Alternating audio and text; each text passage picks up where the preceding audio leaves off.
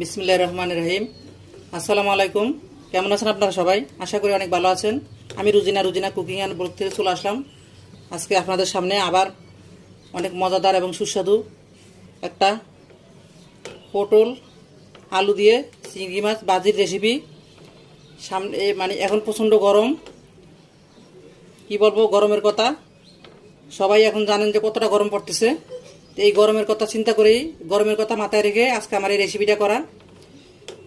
রেসিপিটা একদমই সহজ, সিম্পল, কিন্তু খেতে অসাধারণ এবং সেরা একটা রেসিপি, আলু পটল ভাজি।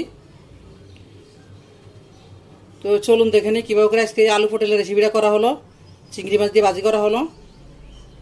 রেসিপিটা অনেক মজাদার, অনেক সুস্বাদু। একবার হলো বাসায় এভাবে করে পটল দিয়ে আলু দিয়ে চিংড়ি মাছ দিয়ে ভাজি করে খাবেন। আপনার অজান্তে